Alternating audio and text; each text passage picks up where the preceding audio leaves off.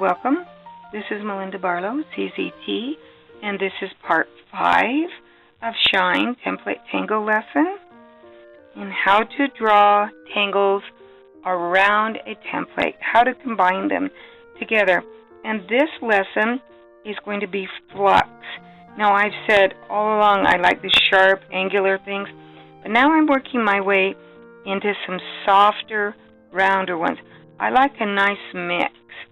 And so I'm going to put Flux in between the eye and down into this section. So we're just going to start at the top. And Flux is a tangle by Rick and Maria.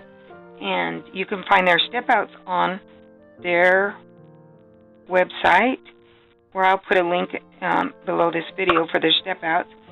And Maria does one version and Rick does another. And I'm more fond of Rick's version. So we're just going to come down and we're just going to do a little, kind of a teardrop shape. And I'm going to just do several of them. You see, they can kind of go back and forth. And they work their way down between the eye and the N.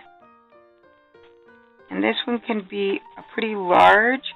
You can start out small, and then you can work your way larger. And that's one thing I like about Flux, is it has a lot of possibilities. You can see I have even go 2 different ways and even come up under, so that it looks like it is underneath that one.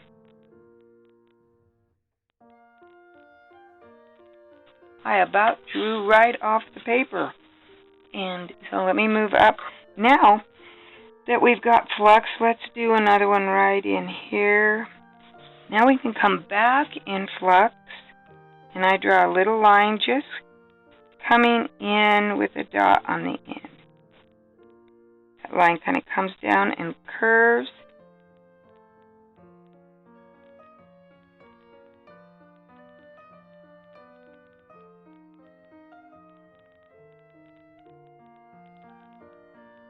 And then to fill in those places behind, we are just going to do little circles.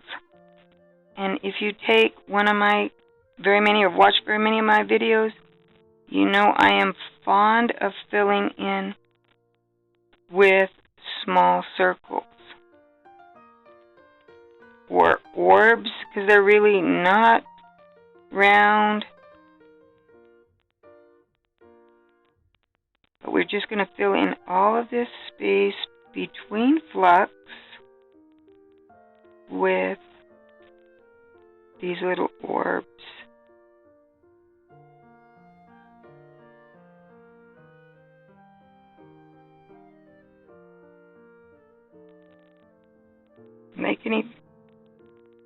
They can even come right down on the bottom.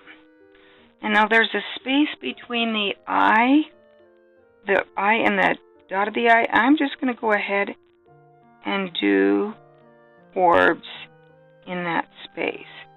So it defines that space without filling it up. And another thing that I like to do is on footlights, I am going to give it a little dot at the end. If you look down here, you're going to see I did it not in camera, but I'm just going to go ahead and put dots on the end of those rays of light that come out. They just kind of help end it. It's just a personal thing for me. I just like it.